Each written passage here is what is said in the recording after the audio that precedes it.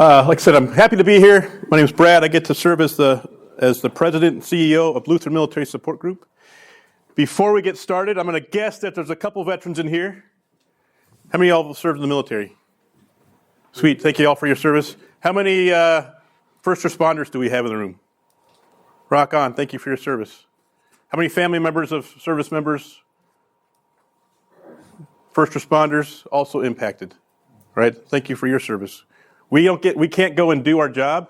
So I served in the military and some law enforcement stuff. We can't go and do our job without the support from those at home. So thank you for that. Second, I will say that it's possible with sessions like the one we're going to go into here that if you've served, you might, some things might come up. Let's just put it that way. I will volunteer I am that guy that I come and do these, and there's times when I'm good and rocking and rolling, and there's other times when I just get emotional. It's all good. I'm good. But if you're feeling that way, know that you're in a safe place. Number one, we're among brothers here. Know that you're in a safe place, okay? And number two, if you're feeling like this is just getting to be too much for me, and it's getting stuffy and it's getting hot in here, and I need to go take a breath, by all means, feel free to get up, go outside the room. No guilt, no shame, no nothing. It is what it is. Don't be surprised if somebody, Phil's going to stand up. He's waving his hand up there. Brother Phil, he's gonna check on you, okay? Just to make sure you're okay. Rock on. We're all tracking there? Sweet.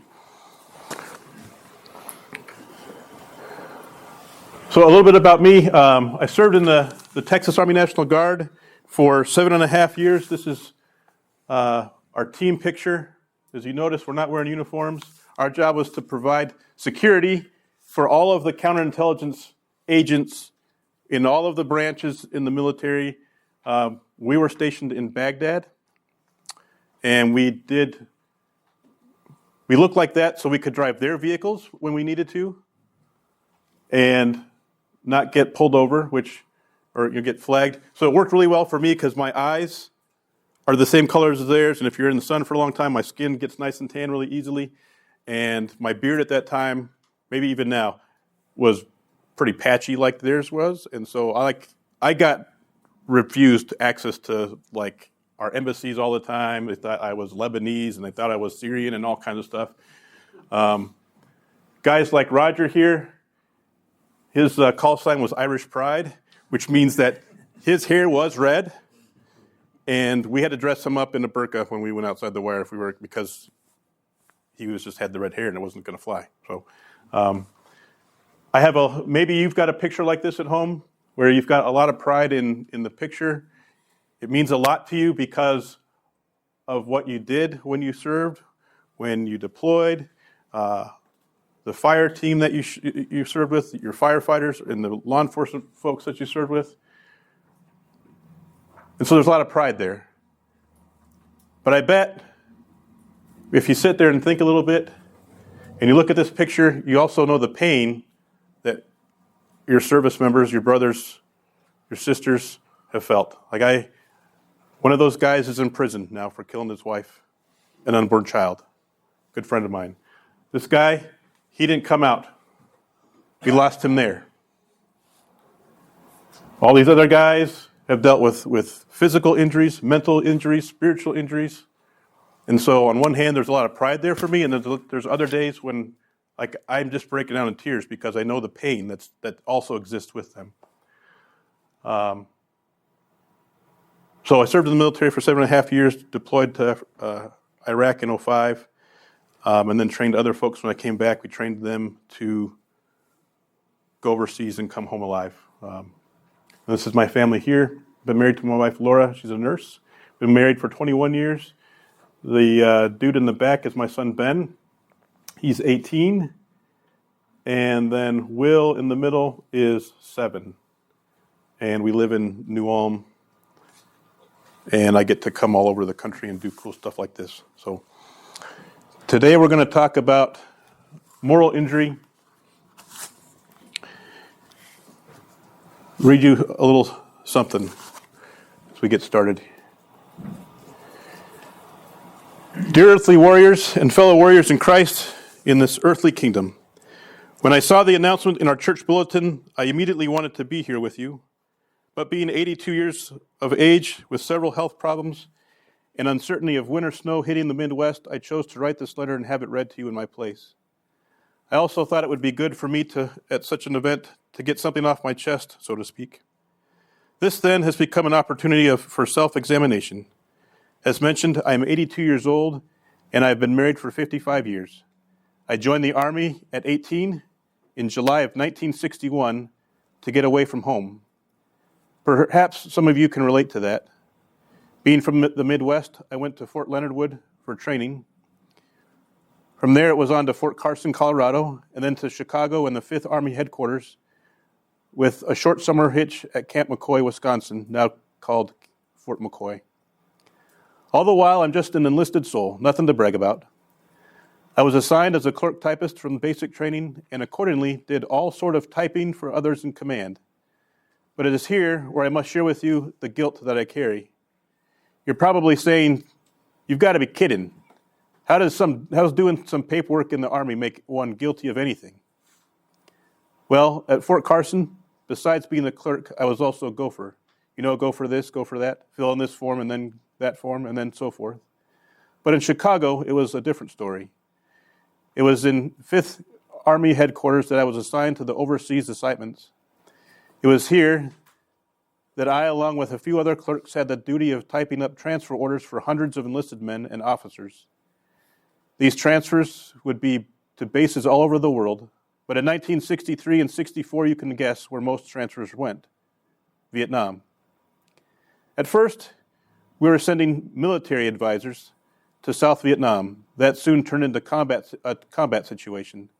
It's at this point my story becomes personal and somewhat a heavy burden to bear. All over the U.S., the various Army headquarters were sending hundreds of soldiers to Vietnam. 5th Army Headquarters was no exception. We had a long row of typists typing up transfer orders from the various bases in the 5th Army geographical area. My own name came down to go to South Korea, but being in the department that I was, my name was removed as I was more important where I was, or at least that's what I was told. I served from 1961 to 64, half that time in Chicago. In that time, I was certainly partially responsible for the assignments to Vietnam. It might have been only the typing up of orders, but when I think about those orders sent some of those men to their death, and so it sits on my mind and my heart to this day. That is not a comfortable thought. Now, you may make the argument, as correct as it might be, that I was not personally responsible. No, I didn't personally put them on a plane or a ship. I did not personally send them off with a good luck, be safe out there, come back home soon. I don't know how many names were chosen or how they were chosen. I don't know who they were or how old they were. I just typed their names on transfer orders, and that is the baggage I must bear. If some of you here today served in Vietnam in the early 60s, and your orders came out of 5th Army Headquarters in Chicago, then it's very possible that I typed up those orders, that I was partially responsible for sending you to Vietnam.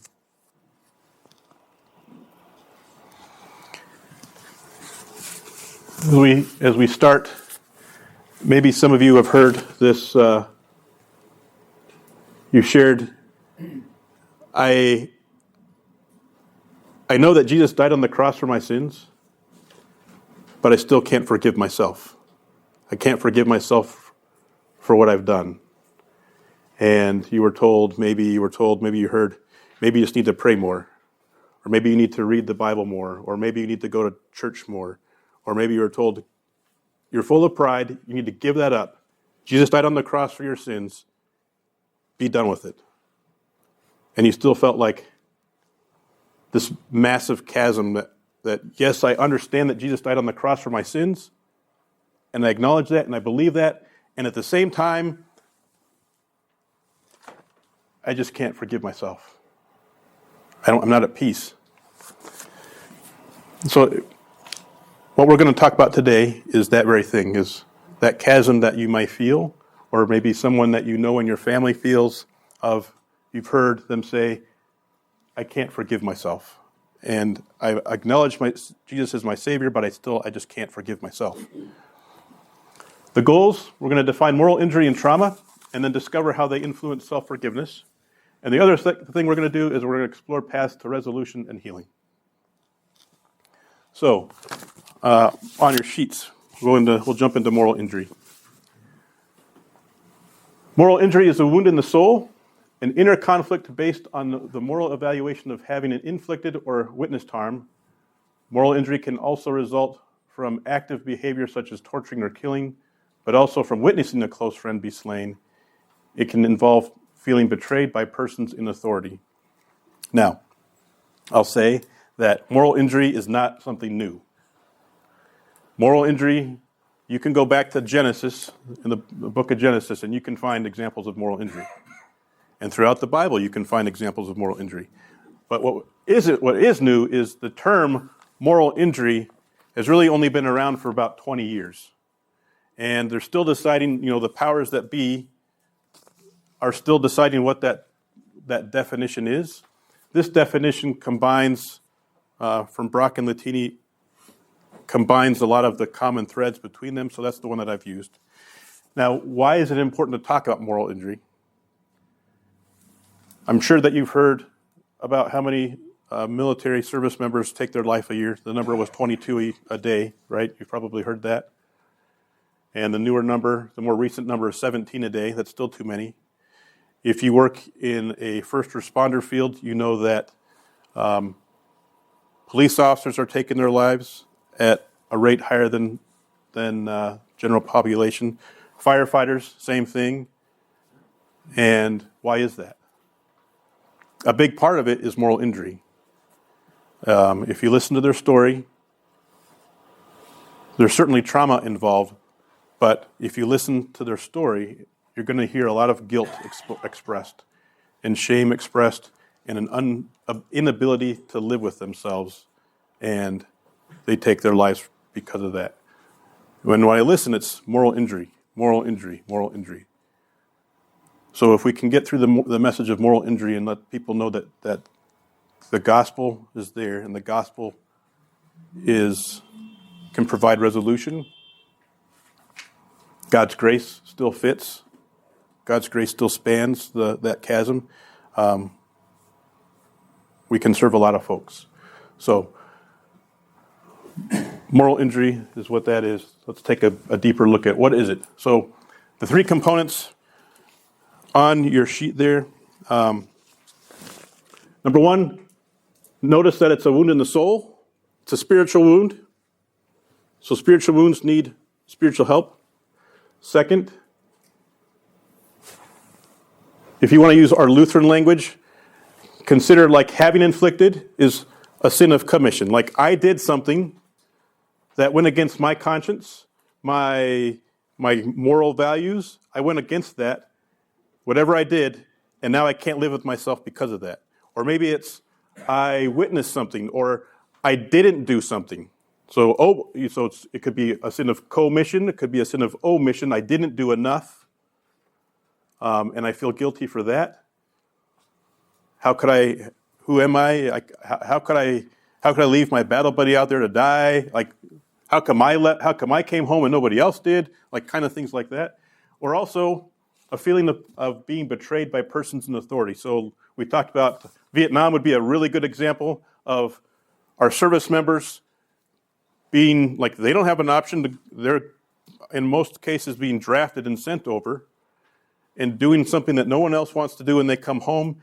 And I've even heard of stories of military members, active duty military members, when guys come home from Vietnam and they've been told by the guys in uniform, their brothers and sisters in uniform, you're not my responsibility anymore. You get off this post. I don't care that you don't have any clothes to wear. I don't care that you don't have a bus pass to get anywhere. I don't care.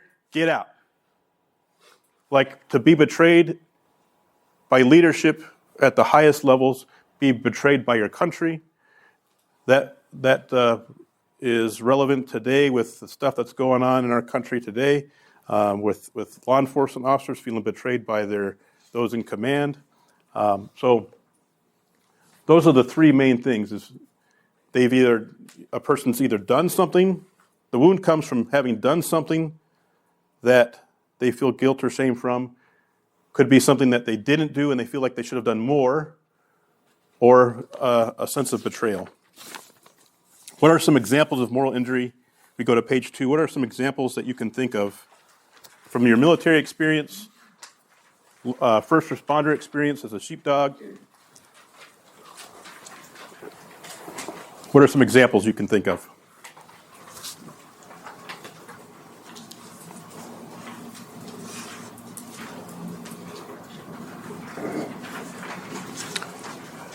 I'll give you one. Yeah, go ahead. Killing someone. Killing someone. Something as simple as killing someone. You think about the fifth commandment, right? And the fifth commandment used to say, was translated, "You shall not murder." Kill, right? Should not kill. And yet I'm being deployed to go kill people, and I was raised from the time I was young that I can't kill anybody. And now I'm killing people. And that is just one simple thing where there can be that grind of how can I go do this just by taking a human life? And so with the fifth commandment, now it is, you shall not murder. There's a difference between what killing is and what murder is. And it's important. One of the reasons for changing it, other than being a better translation, is there's a difference between the intent with murdering someone and killing someone. So that's a good example. What else? Yeah. The guilt of not being sent into the war zone. Yes. For helping others. That's how I feel, because, well, number one, I was a screw-off in service, but I was never sent to now. So never sent. I hear often where people like in the Cold War, they served in the Cold War, they often express feelings of guilt because they weren't sent. They trained, they served, but because they didn't actively get deployed elsewhere in the country, or Vietnam was going on and they went to Germany. That's me. Yeah, they went to Germany or somewhere else, they feel like guilt from that. It could be with my story. I won't. If there's time, I'll go into it, but I know I talk a lot, so I want to make sure we cover the material.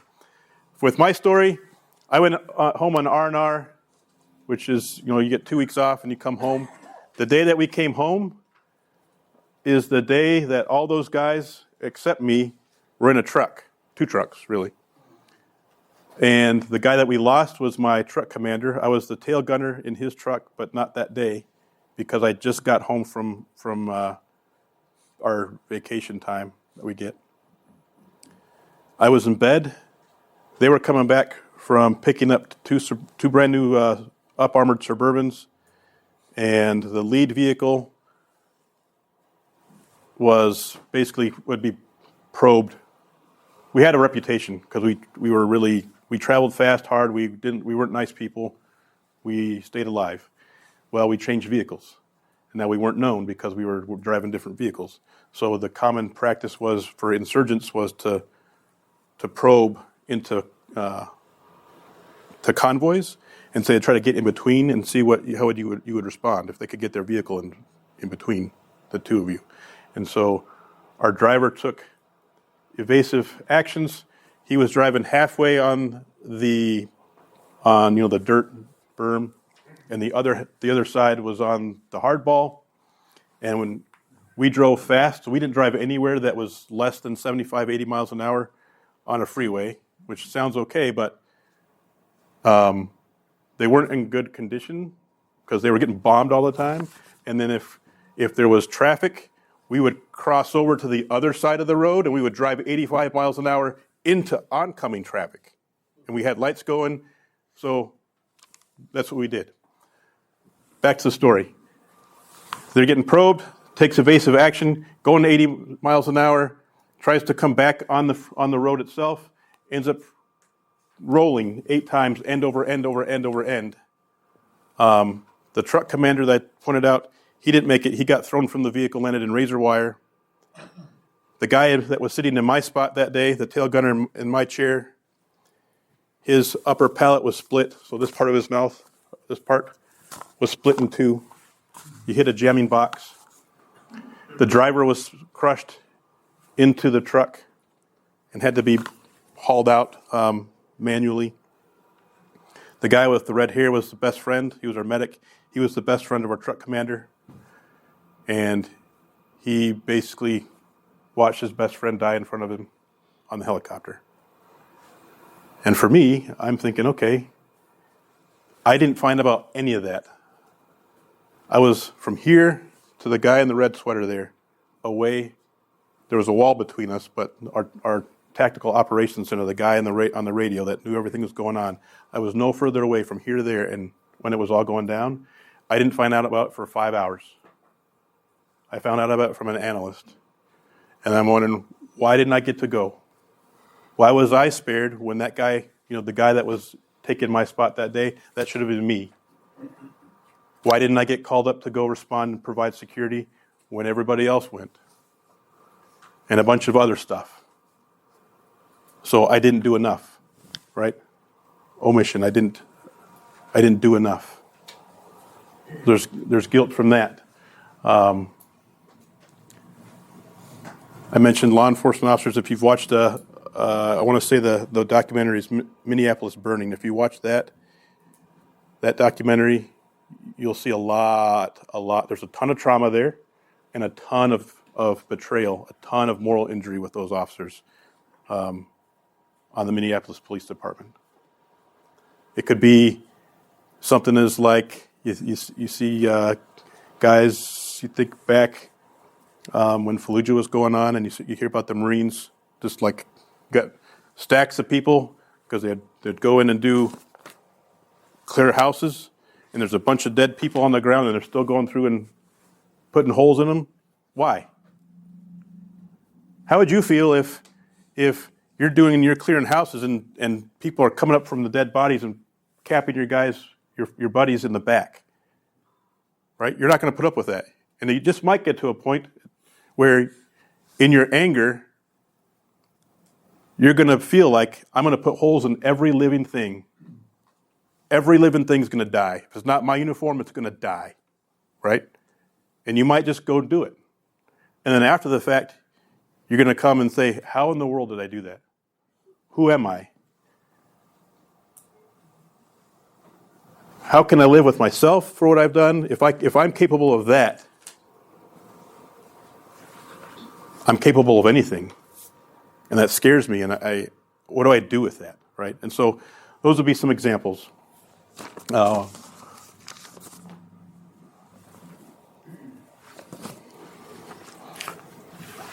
your sheet there, if we think about some that definition and we look at the Bible, a couple examples from the Bible.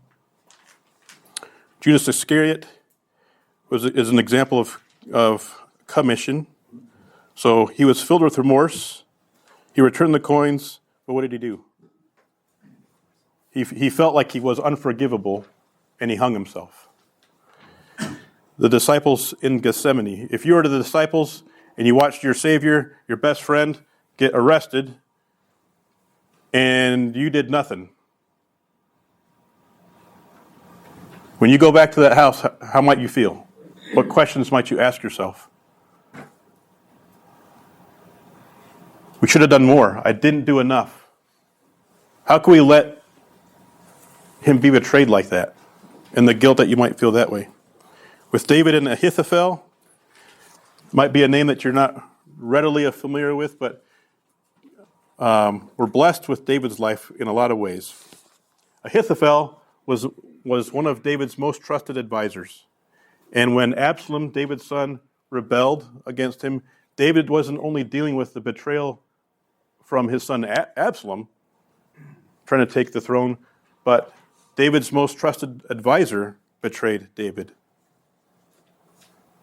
and helped Absalom. So it can kind of go on both sides. You could feel betrayed, like I'm doing good work and I'm doing what you're asking me to do and I'm feeling betrayed by you. Or it could be you're the person in the spot that did or didn't do enough. Okay? Question number 4 there, is moral injury another name for sin?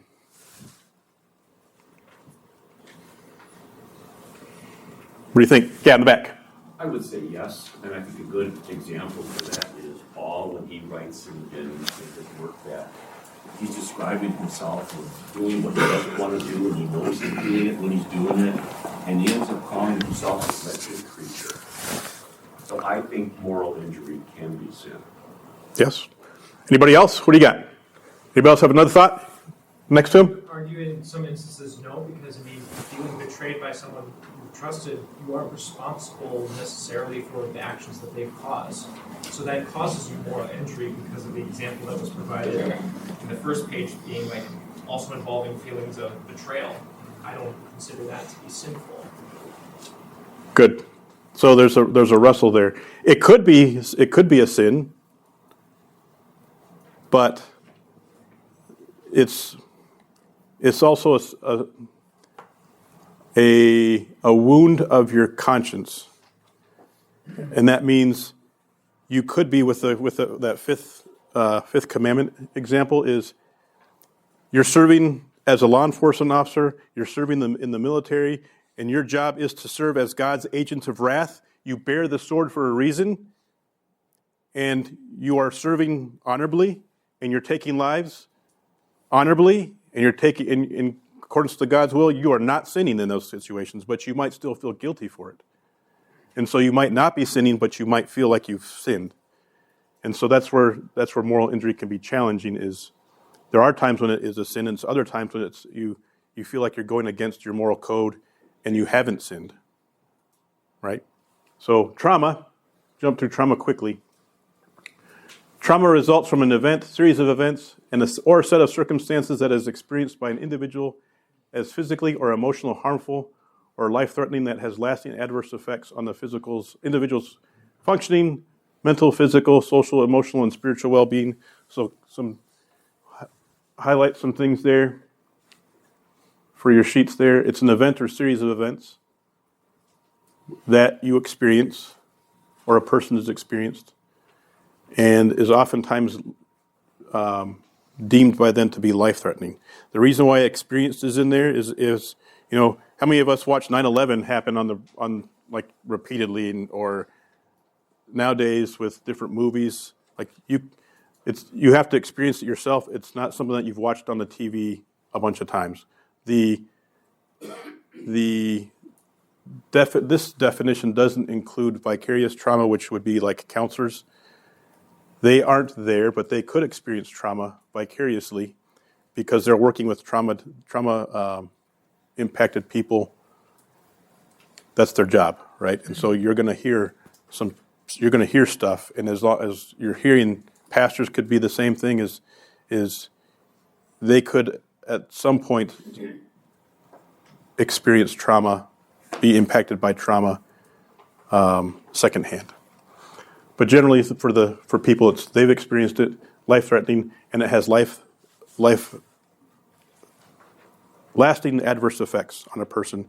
So it's not like it lasted a week and it went away. It's prolonged. It's longer than a month. I put this in here for a couple of reasons. If you're one of those people that has served in law enforcement or the military, these colors, we use them all the time. Like condition green is everything's good to go, and yellow means my weapon is I got a magazine in the well, but I don't have a round racked. Condition red would be I've got the magazine's in, we're racked, ready to rock and roll, pull the trigger, go bang, right? Or it could be an awareness level of the people when you walk around in the grocery store, they're all in green, like they're not paying attention to anything but their list, right? And we train to be in yellow. So we're trained to be aware of our situations, situation awareness, what's going on, with other people. We're looking at other people's lists. Hey, what are you wearing? Does this person wearing a gun or have a gun or any kind of weapons on them? That kind of stuff. And then when there's a specific threat, then it elevates to red. So I like this because when I'm talking with first responders and military folks, veterans, we're used to these colors in that way. With trauma, right now we're probably in green. We might have some folks a little bit in yellow. Hopefully nobody's in red. We're green. We're learning. We're open to hearing what's going on. We're in a safe place.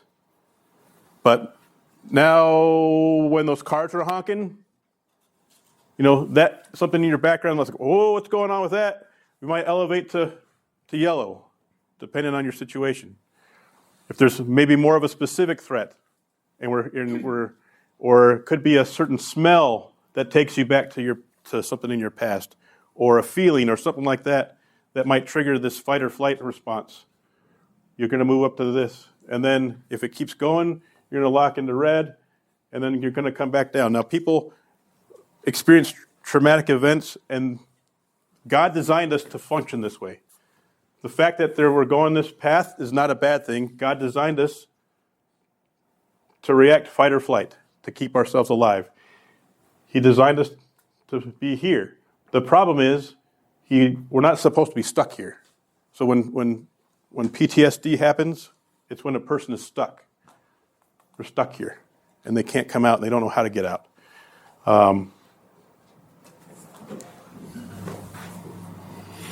Enough with that. Any questions so far?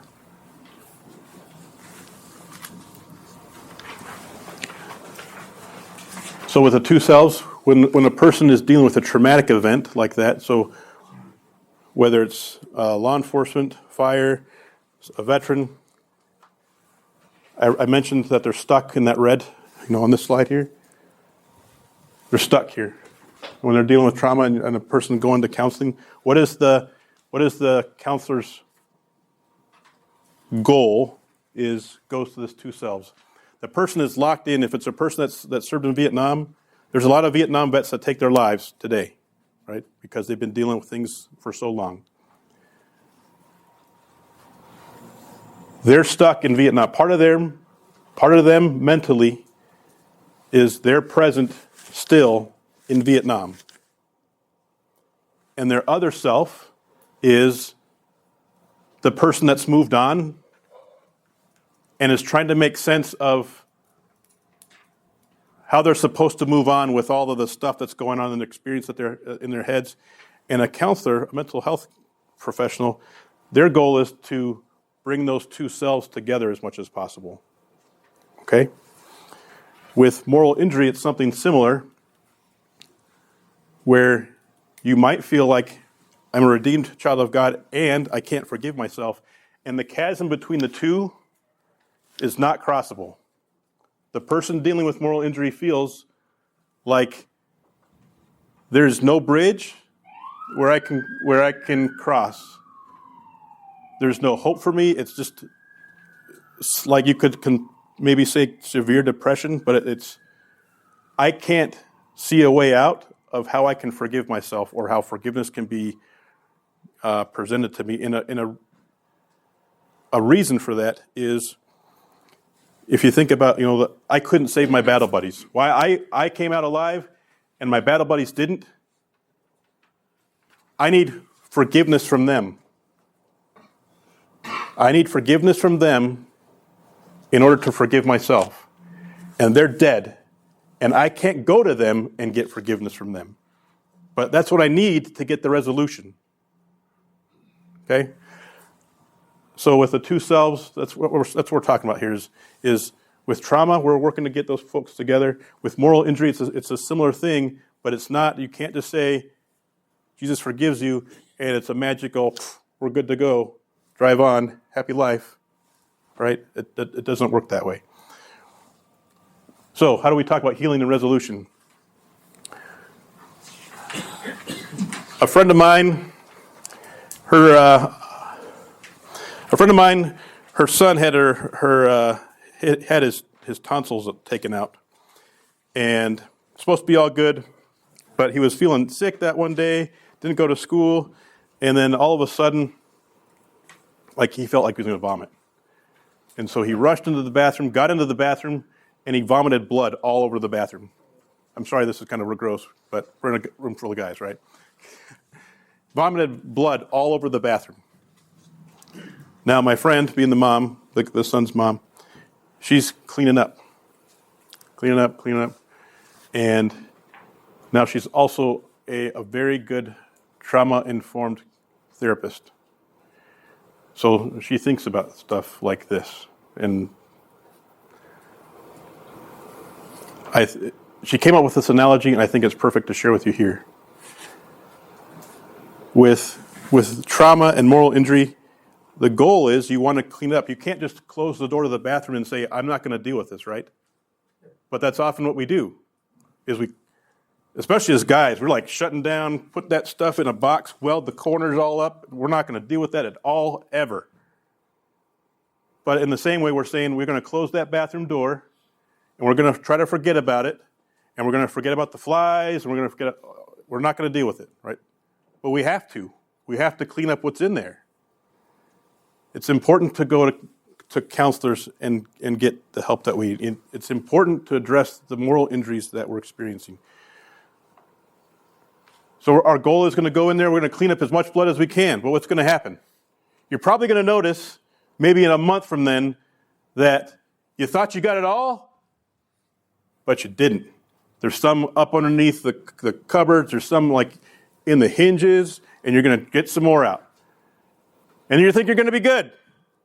And then you're going to be cleaning the bathroom again some other time, and it's going to pop up again. How in the world did blood get there, right? It's not a one and done kind of thing, all right? So with healing, keep that in mind. We have 3 circles here. One is God's Word and community. So in here is important to stay connected with God's Word. Things like today, where especially if you serve in the military or if you serve as a first responder, it's important that you do not spend all of your time with only people that work in those vocations. You'd have to come to events like this and see that there's good in the world. Yes, there's original sin. The world's evil. We recognize that. But you have to see, I also worked as a jailer. I worked in graveyard shift as a jailer. The only people I ever saw were evil people that were trying to take one over on me, and I got extremely jaded, if you can imagine. I had to get out of that environment, and I had to go to church, and I had to go to events like this to see that not everyone, not that 4-year-old that is acting out, and I'm thinking, dude, if you don't square up, I will see you in 10 years. Those are real thoughts that I had. Got to get outside of ourselves. We got to get things like this. You get the point. Vocation and forgiveness. We don't often hear enough, especially if you're serving as God's servant and agent of wrath. We have some of these at our table that cover more of that. Vocation. We don't hear often enough, if you're serving in that role, that you're doing God's work. You need to know that if you're serving as God's agent of wrath, he calls you his servant, you're his servant. And it's difficult as God's agent of wrath. You're going to see, and you're going to feel, and you're going to experience things on that blade, that sharp blade end that's going to impact you. So if you're serving in those roles, you're going to need your fellow brothers and sisters to remind you, you're serving as God's agent, you're doing honorable work. I know I'm there too. Sometimes I've got my doubts myself, but I see that you're struggling. I'm here to encourage you. You're doing God's work. And then with moral injury, the forgiveness part. And also, Christian counseling is also important.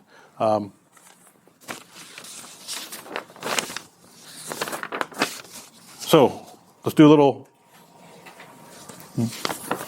buddy check. How are we doing so far? How's everybody doing?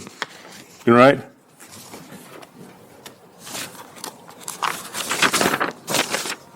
Okay, how do we find forgiveness? We're going to talk about what can you know, and we're going to talk about lament.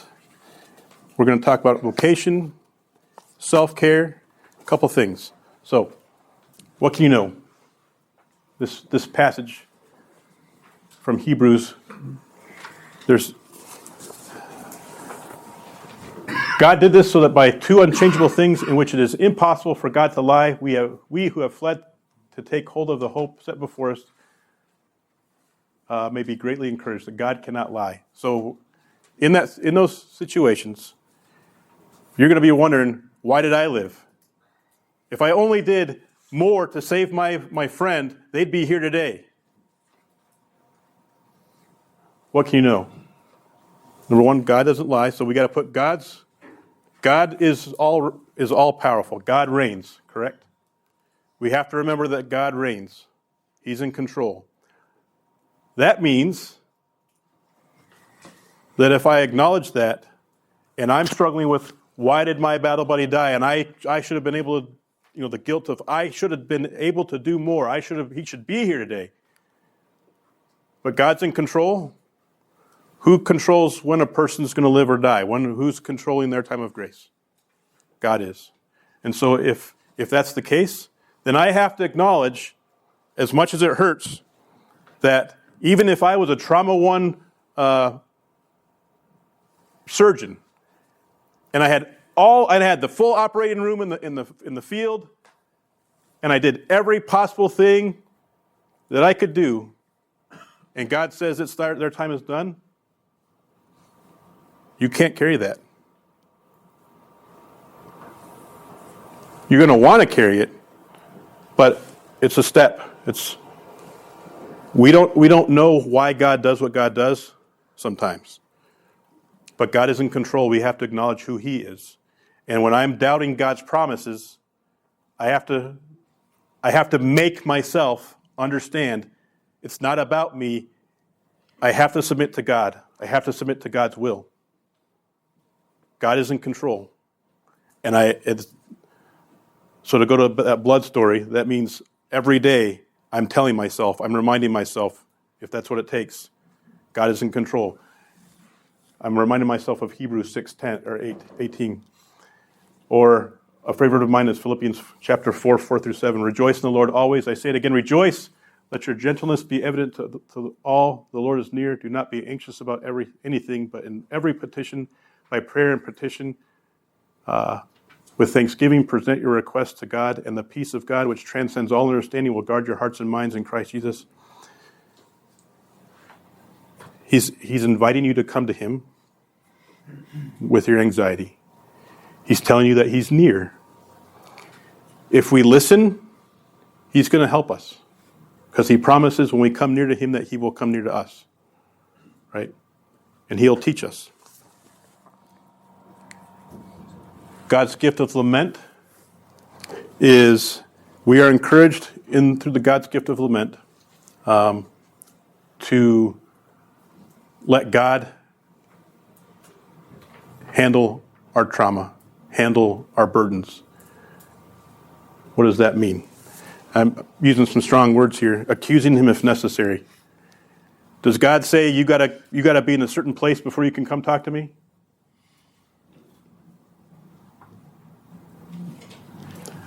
If you are absolutely livid, seeing red, I'm not gonna just lock and load.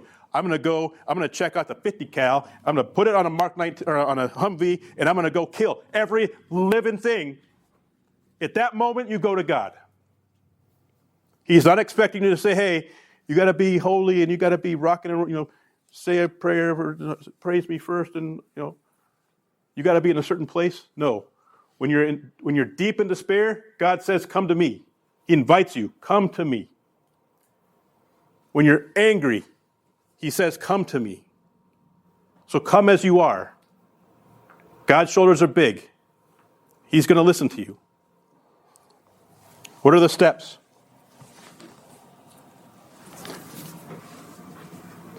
Address God. Bring your complaint to Him. Bring your request to Him. Share a point of trust, and then praise him. So what does that look like on your sheet? So Psalm 4 is a brief psalm. Answer me when I call, God, who vindicates me. You freed me from my affliction. Be gracious to me and hear my prayer. So verse 1 is the address. Verse 2, how long, exalted men, will my honor be insulted? How long will you love what is worthless and pursue a lie? So verse 2 is the complaint. Verse 3, know that the Lord has set apart the faithful for himself. The Lord will hear when I call to him. That's our confession of trust and hope in a promise. Verses 4 through 7 is the prayer for deliverance. Be angry and do not sin on your bed. Reflect on your heart and be still. Offer sacrifices in righteousness and trust in the Lord. Many are saying, who can show us anything good? Look on us with favor, Lord. You've put more joy in my heart than they have when their grain and new wine abound. And then verse 8 is praise. I will both lie down and sleep in peace. For you alone, Lord, make me live in safety. So your homework would be, if there's something that you feel like, hey, this has been bugging me for a long time, and it's weighing heavy on my heart, my encouragement to you is to write out a lament. Write it out. And then if you're into some symbolism, go in the backyard, start a fire. Once you write it out, put it in that fire, and what's going to happen? You're going to have the smoke, right? If you remember the Old Testament and bringing the prayers to God, that smoke rising before symbolizes the prayer. So you're going to write out your prayers with all of your heart, whether it's one page, a paragraph, whether it's 20 pages, you write out everything. 8? Okay. Write it out. And then give it over to God. Let it burn up. Let him take care of it. Now I'm going to tell you, again, don't expect that one time it's going to be enough times. You might have to go and write it out tomorrow and the next day. But remind yourself of God's promises. As you're doing it, write it out. You got to get it out of that box. That's your homework. A couple other things as you move towards forgiveness. Acknowledgement. Acknowledgement from two perspectives. Number one, we have to acknowledge that pain is there. That box that we welded up, you can do one of two things. You can choose to open it up yourself and deal with it with people that can help you. Or you can wait until the seams get worn down and they start creeping out. And you're going to be like, this happened 40 years ago and I have no idea what's going on. I'm confused. Why am I dealing with this? It's going to come out. It has to come out. It doesn't go away. It lives in you. So you have to deal with it. So number one is, I'm dealing with this and acknowledge it. And then the second thing is, if you go confess that to a pastor, to a brother, they have to acknowledge that you're dealing with it. They have to listen to you. Listen to you with a hearing and caring heart. Not judging, just listening. That you're experiencing this and to validate that you're experiencing it. Self-care is important. With self-care, give yourself grace as you work through it.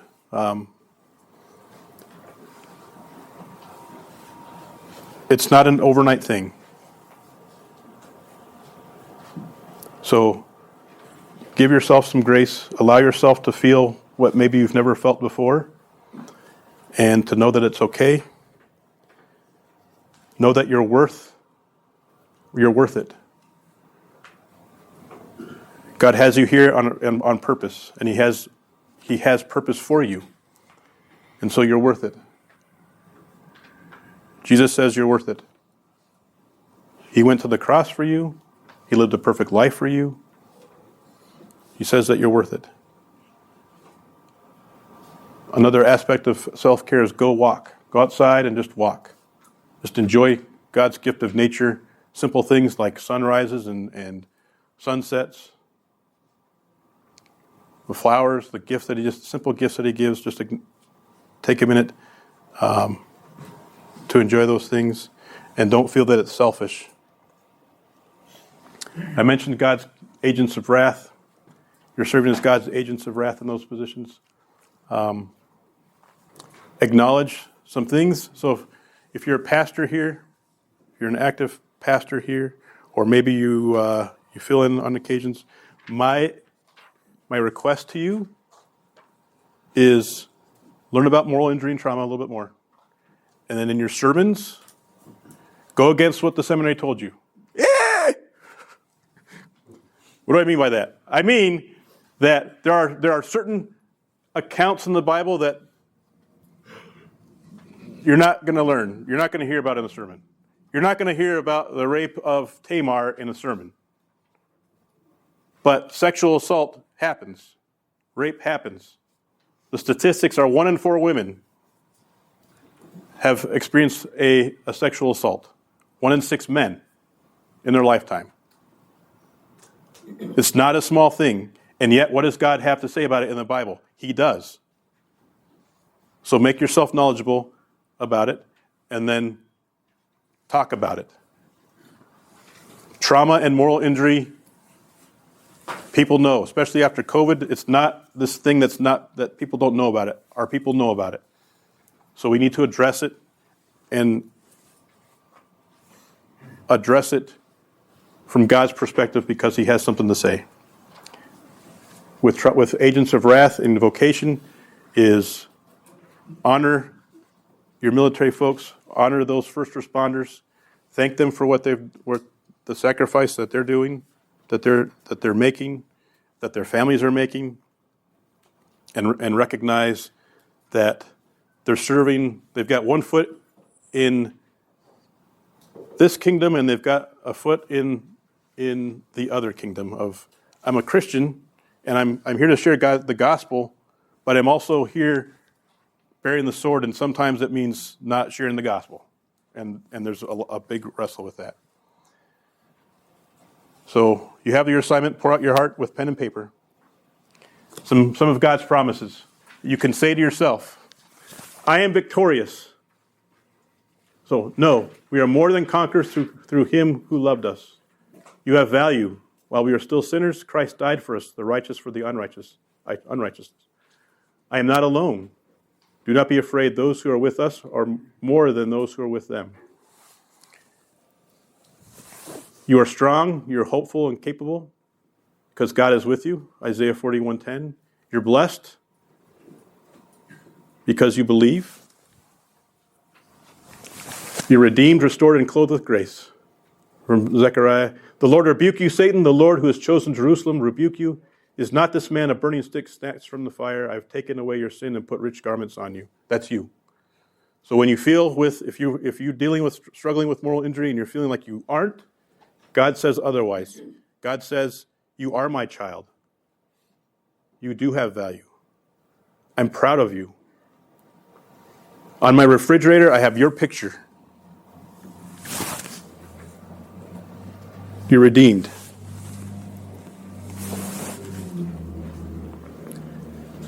There's the summary. You can read it. But any questions, comments, concerns as we wrap it up?